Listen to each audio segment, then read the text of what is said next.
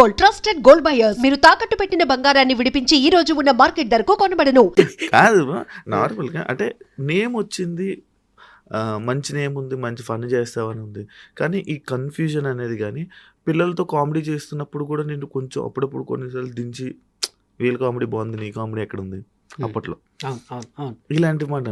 మరి నీకు అనిపించలేదా ఏదైతే ఏముంది మంచి క్వశ్చన్ అడిగారు షో. నేను చాలా మంది కూడా నా టీం చూసినప్పుడు జీవన్ బాగా చేస్తున్నాడు, జీవన్ లేకపోతే వెంకి టీం లేదు, జీవన్ చేయబట్టే ఉన్నది అని అన్న టైంలో జీవన్ టీం లీడర్ చేశారు. తర్వాత నా దగ్గర పంచప్రసాద్ వచ్చాడు. జీవన్ టీం ఏంది జస్ట్ 3 వీక్స్కే కొలాప్స్, కొన్ని రోజులకి కొలాప్స్ అయిపోయింది. బట్ వెంకి టీం అట్లనే. అప్పుడేమన్నా పంచుప్రసాద్ హైలైట్ ఫైన్ అయ్యాడు. అమ్మ పంచుప్రసాద్ చేయబట్టి వెంకి ఉన్నాడు, పంచుప్రసాద్ చేయబట్టి లేకపోతే వెంకి టీం లేదు అన్నారు. తర్వాత పంచుప్రసాద్ టీం లీడర్ వచ్చారు, వాడు కొన్ని రోజులు చేశాడు. తర్వాత ఆరోగ్య కారణాలు ఆ టీం పాపం అదైపోయింది ఆరోగ్య కారణాలలో. బట్ వెంకీ ఉన్నాడు. తర్వాత ఇమ్మాన్యుల్ వచ్చాడు. ఇమ్మాన్యుల్ చేయబట్టి వెంకి టీం ఉంది, ఇమ్మాన్యుల్ చేయబట్టి వెంకి టీం ఉంది అంటే ఇమ్మాన్యుల్ టీం లీడర్ అయ్యాడు. తర్వాత నా దాంట్లోకి తాగుబోతు రమేష్ అని వచ్చాడు. రమేష్ చేయబట్టి వెంకి టీం ఉంది, రమేష్ చేయబట్టి అంటే ఇక్కడ అదంతా కాదు, రాసేది నేను, చేపిచ్చేది నేను, నీ నుంచి నాకు ఇది కావాలి, ఇప్పుడు నేనే రాసుకోవాలి, నేనే చేయాలి అంటే అది కరెక్ట్ కాదు. సో నాకు టీం లీడర్ ఉంది శివ. సో నా పక్కన నా కో ఆర్టిస్ట్ను నేను లేపుకున్నా, అదే అనుకోలేదు చాలామంది. ఈవెన్ ఇప్పటికి వెళ్ళినా ఇప్పుడు ఏమో తాగుబోతు రమేష్ అన్న క్యారెక్టర్ నేను చేస్తా, వాడి ఇప్పుడు ఇమ్ముకు రాసిన క్యారెక్టర్ నేను చేస్తా, ప్రసాద్కి రాసిన క్యారెక్టర్ నేను చేస్తాను, వాళ్ళకి సూట్ అవుతుంది.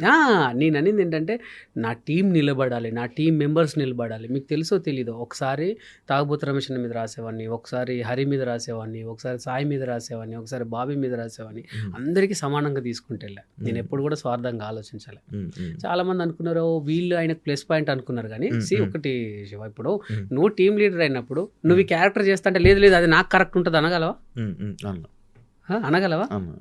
అది నేను రాసా, వాళ్ళకు నేను రాసా. కానీ తెలియాలి కదా, తెలిసినా తెలియకపోయినా నో ప్రాబ్లం, నా టీం అనేది షైన్ అయిందని అనుకున్నాను. ఇప్పుడు ఇవన్నీ జరుగుతున్నాయి నా దగ్గరికి వచ్చినా సరే నేను సెకండ్ లీడ్కి ఎక్కువ ఎందుకు రాసా అంటే నేను రాసుకోవాలి, నేను రిహార్సల్ చేయించుకోవాలంటే నేను మెయిన్ లీడ్ గుండి వీళ్ళందరినీ రిహార్సల్ చేయించడం కరెక్ట్, అది నాకు అనిపించలే. సో నా మేరకు నేను చేశాను శివ. అట్లా అని టాపిక్స్ మాట్లాడుతుంటే నాకు మంచి గుర్తొచ్చింది, చమక్ చంద్రన్ ఏమైపోయాడనా? అమ్మో చెప్పచ్చో లేదో తెలీదు. అతి త్వరలో చంద్రన్న ఒక 3 సినిమాల్లో హీరోగా మన ముందుకు రాబోతున్నాడు. బా అవునా? అది చాలా గ్యాప్ వచ్చింది. గ్యాప్ అని అంటే తీసుకున్నాడు అన్న. ఏంటంటే ఇప్పుడు నేనున్నాను డార్లింగ్, నా మీద జబర్దస్త్ అన్న ఒక ముద్ర ఉంది. నన్ను కొత్తగా ఒక విలన్గా చూడాలంటే నేను కొన్ని రోజులు గ్యాప్ ఇవ్వాల్సిందే. ఈవెన్ శివ ఉన్నాడు. ఇప్పుడు చిన్న ఎగ్జాంపుల్ చెప్తా డార్లింగ్, కొంతమంది మన దాంట్లో పేరు పొందిన యాంకర్స్ ఉన్నారు. వాళ్ళు సడన్గా హీరోగా వచ్చేసరికి ఎవరు యాక్సెప్ట్ చేయలేకపోయారు. కొంతమంది కమెడియన్స్ ఉన్నారు, సడన్గా హీరో అయ్యేసరికి కొంతమంది యాక్సెప్ట్ చేయలేకపోయాం. కొన్ని రోజులు బ్యాక్ అయిపోయి ఈడు ఏమయ్యాడు అనేసరికి వస్తే ఒరి అమ్మ కొత్తగా భలే వచ్చిండే అనుకుంటారు. సో ప్రతి ఒక్కరు చేసేది అదే శివ. ఇప్పుడు డైరెక్టర్స్ కానీ హీరోస్ కానీ ఫ్లాప్ అయితే మినిమం 2-3 years ఎందుకు గ్యాప్ తీసుకుంటారంటే ఇదంతా ఈ పాతదంతా మర్చిపోవాలి, జనరేషన్ అంతా మర్చిపోవాలి. ఒక్కసారి వస్తే అరే చాలా రోజుల తర్వాత వెంకీ సినిమా వస్తుంది కదా చూద్దాం, బాగుంటది, పాత సినిమాలు బాగుంటాయి. సో అందుకే ఈ గ్యాప్ లో అందుకే వేస్తుంటాను.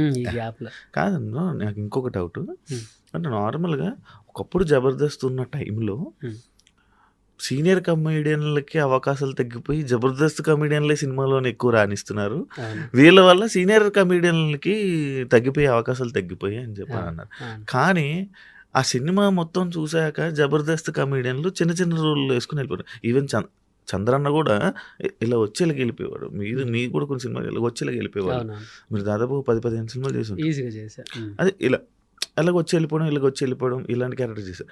కానీ ఎవరు ఒక కమెడియన్, జబర్దస్త్ కమెడియన్ పర్ఫెక్ట్గా లాస్ట్ వరకు ఆ లీడింగ్ చేసుకుని వెళ్ళింది లేదు అని ఎందుకు వెళ్ళలేకపోతున్నారు మీరు సినిమాలోకి? ఎందుకు అని అంటే మాకు ఇక్కడ మెయిన్ చెప్తాను, నేను ఒక చాలా పెద్ద సినిమాని మిస్ అయ్యాను నా లైఫ్లో. అది చాలా పెద్ద బ్లాక్ బాస్టర్.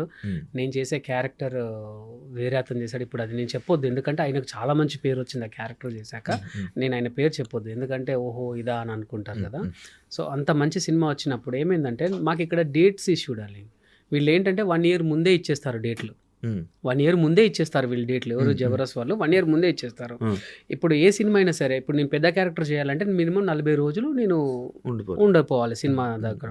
మాకు ఎలా అంటే 3 రోజులు, ప్రతి వారానికి 3 స్కెడ్యూల్ అంటే 6 రోజులు మళ్ళీ ఒకటేసారి ఉండవు కదా. ఫస్ట్ వీక్లో 2 days, మధ్యలో వీక్లో 2 days, తర్వాత వీక్లో 2 days. ఒక 5 రోజుల క్యారెక్టర్ వచ్చింది అనుకో, లేదు నువ్వు రిహార్సల్ రావాలి, నువ్వు దీనికి రావాలంటారు. ఇప్పుడు టీవీ ఫీల్డ్లో లేదు వెంకీ గేమ్ షోకి వస్తే బెటరు, ఆపండి వెంకీ కోసం ఒక స్కెడ్యూల్ రాయండి అన్నట్టు ఉంటుంది. బట్ సినిమాలో వెంకీ ఎవడు చెప్తున్నా, మనకు సినిమాల కోసం ఆగేంత క్యారెక్టర్ కాదు మనది, సినిమాల కోసం ఆగేంత పేరు మనకు లేదు. మెయిన్ సినిమా వాళ్ళు మన జబర్దస్త్ వాళ్ళ కోసం ఆగేంత పేరు లేదు. టీవీలో మంచి పేరు ఉంది, బట్ సినిమాల్లో మనకు పేరు లేదు కదా. సో మన కోసం స్కెడ్యూల్ పోస్ట్ పోన్ చేసేంత లేదు. వాళ్ళకు కూడా చెప్తారు 10 రోజులు ఉంది, 10 రోజులు టైం ఇవ్వగలవా సార్, నాకు ఒక 2 రోజులు ఉంది. డైరెక్టర్స్ మనోళ్ళు వెంకీని కాదనుకోలేం, అయితే అది వద్దులే వెంకీ ఇంకో క్యారెక్టర్ చేసి వెళ్ళిపో. ఇట్లా నాట్ ఓన్లీ వెంకీ, చాలా మందికి ఇదే. ఇప్పుడు ఒక 10 రోజులు అంటే వీళ్ళు వినరు, లేదు నువ్వు ఖచ్చితంగా చేయాల్సిందే, సరే స్కెడ్యూల్ రానంటే కుదరదు, చెయ్యాల్సిందే. అందుకే నన్ను వేరే డైరెక్టర్ అయ్యండి. చాలా మంది అయ్యారు డైరెక్టర్లు. మీరు కూడా ట్రై చేస్తున్నారా? నేను కూడా ట్రై చేస్తున్నాను శివ. అతి త్వరలో మీ ముందుకు ఒక 2 మంచి web series, comedy web series తో మీ ముందుకు రాబోతున్నా. అంటే మొత్తం ఇంకా మీరే ఎలా, ఎందుకు అటువైపు వెళ్ళాలి అంటే బేసికల్లీ నాకు చెప్పా కదా, జబర్దస్త్ దయ వల్ల, మా డైరెక్టర్స్ కానీ నాగబాబు రోజా గారి దయ వల్ల కానీ నాకు రైటింగ్ అనేది చాలా అలవాటు అయిపోయింది. రైటింగ్ అయింది అలవాటు అయిపోయి, నేను అదే చెప్పాను కదా, నా దాంట్లో విన్నింగ్ పర్సంటేజ్ ఎక్కువ ఉండే. ఇప్పుడు ఆది ఉన్నాడు, ఆది పంచులలో కింగ్, ఆది పంచుల్లో కింగ్. గెటప్ సీన్ ఉన్నాడు, వాడు వచ్చేసి బావగాడు యాక్టింగ్లో కింగ్. ఇప్పుడు తాగుబోతు రమేష్ ఉన్నాడు, ఆయన డైలాగ్ డెలివరీ కానీ మంచి కామెడీ టైం కానీ ఆయన కింగ్. సో నేనేంటంటే నాకు ఒక కన్ఫ్యూజన్ కదా, నా దానికి నాకు పంచులు లేకపోయినా నాది నవ్వుతారు. అలా ఏంటంటే కన్ఫ్యూజన్, అరే ఏమో భలే ఉంది అనుకుంటారు, అంటే ఆ చిన్న మైండ్లో అలా అయిపోతుంది. సో అదేంటంటే నాకు ఒక పెద్ద డైరెక్టర్ దేవి ప్రసాద్ గారు, మీకు ఐడియా ఉంది కదా, దొంగల బండి, బ్లేడ్ బాబ్జీ, ఆయన ఒక రోజు ఒక సినిమాలో కలిసి, ఎందుకు నువ్వు మంచి మంచి సినిమాలు అయిందని వేస్ట్ చేస్తున్నావు తెలుసారా, మస్తుంటాయి నీ స్కిట్లు, నేను ప్రతిదీ చూస్తా అన్నారు ఆయన. నన్ను కూర్చోబెట్టుకొని ఒక 40 నిమిషాలు మాట్లాడారు, ప్రతిదీ నీది సినిమాలు అయిన నేను చూసి, అరే ఇది సినిమా తీయొచ్చే, ఇది సినిమా తీయొచ్చే, ఇది సినిమా తీయొచ్చే అని అనుకునేవాడిని అని అన్నారు. అంటే అవును కూడా కరెక్టే కదా, నా స్కిట్లకి ఒకసారి రూపం పెడితే ఎలా ఉంటుంది అని చెప్పి చిన్నగా మొబైల్తో స్టార్ట్ చేశాను శివ. చేసి ఎడిటింగ్ అది ఇది ఎందుకని నేనే ప్రీమియర్ ప్రో నేర్చుకున్నా. ఎడిటింగ్ 3 నెలలు పోయి నాకు బుక్ పట్టుకొని 3 నెలలు పోతే అందరూ ఈడెందుకు వస్తుంది అనుకున్నారు. తర్వాత చల్తాను వేసుకొని మన వరకు మనం లైట్ అనుకున్నాను. తర్వాత కొన్ని సాంగ్స్ చేసా యూట్యూబ్లో, చాలా సాంగ్స్ నేను ఎడిటింగ్ చేసినవి ఉంటాయి, డైరెక్షన్ చేసి ఎడిటింగ్ చేసినవి ఉంటాయి, మినిమం 50 సాంగ్స్ ఉంటాయి, చాలా మిలియన్ వ్యూస్. ఎప్పుడు మీ స్టోరీ వాట్సాప్ స్టోరీ మొత్తం సాంగ్స్. సో అట్లా చేసా. ఇప్పుడు ఎవరన్నా మనకు తెలిసిన వాళ్ళు కూడా అన్న ఒకటి పెళ్ళిది ఉంది చేస్తావు, పంపు ఏమున్నది చేసేస్తా, నేను నా పేరైతే ఏవో కదా అట్లా పెళ్ళిళ్ళ వీడియోలు కూడా చేసినవి ఉన్నాయి శివ. పెళ్ళిళ్ళ వీడియోలు, బర్త్డే వీడియోస్ ఎడిటింగ్ చేసినవి ఉన్నాయి, నేర్చుకోవడం కోసమే అంతే. ఈవెన్ నీకు తెలుసా, మా తమ్ముడు ఉంటాడు సాయి తేజ అని డిఓపి, అన్నట్ల బర్త్డే ఉంది, ఒక చిన్న దీన్ని ఏమంటారు ప్రీ వెడ్డింగ్ ఉంది అన్న అంటే నాకు 5,000 పంపుతాడు. ఎందుకు రీవంటే ఎవరికైనా ఇచ్చేదే కదన్నా, తీసుకోవాలి, సరే నో ప్రాబ్లం ఏదో ఒకటి అనేసి. అంటే అట్లా చేసి ఎడిటింగ్ నేర్చుకున్నాను. ఎడిటింగ్ అంటే గ్రిప్ అంటే సీన్ ఏంటి, దాన్ని ఎట్లా నారో చేయాలి, ఎలా పెట్టాలి అని మొబైల్లో నా షూట్ చేసుకొని కొన్ని చేసుకున్నాక నాకు కాన్ఫిడెన్స్ కలిగింది, ఓ గుడ్ అనేసి. తర్వాత కొన్ని కథలు రాసుకొని జేడిఎల్ క్రియేషన్లో ప్రభాకర్ అని ఉంటారు, ఆయనకి వెళ్ళి వినిపించా. ఫస్ట్ సిట్టింగ్లోనే ఓకే చెప్పేశారు శివ. అది కంప్లీట్ అయిపోయింది. అది పోస్ట్ ప్రొడక్షన్ జరుగుతుంటే మామాలుడు అని ఇంకొకటి రాసుకున్నాను, మామాలుడు స్టోరీ రాసుకొని నేను శ్రీవారి క్రియేషన్ నోముల మాధవరెడ్డి గారికి చెప్పిన. ఆయన కూడా ఫస్ట్ సిట్టింగ్లోనే మనం చేసేస్తున్నామన్నారు, అడ్వాన్స్ ఇచ్చేశారు. ఈవెన్ జస్ట్ ఒక 1 వీక్లో అడ్వాన్స్ ఇచ్చేశారు. 1 మంత్ రాసుకున్నాను శివ, ఎందుకంటే మనం గట్టిగా చేయాలి, గట్టి కొట్టాలి, ఇక మనల్ని ఆపొద్దని. సో 1 మంత్ రాసుకున్నాను. ఒక ఎపిసోడ్ 3 రోజులు కూర్చున్నా, అది కూడా కంప్లీట్ చేసి తిరగాలి కదా బ్రో, ఎక్కువ ప్రొడ్యూసర్ అనేది. కానీ నాకు అదేంటో దేవుడి దయ వల్ల ఒకటే సిట్టింగ్లో అయిపోయింది.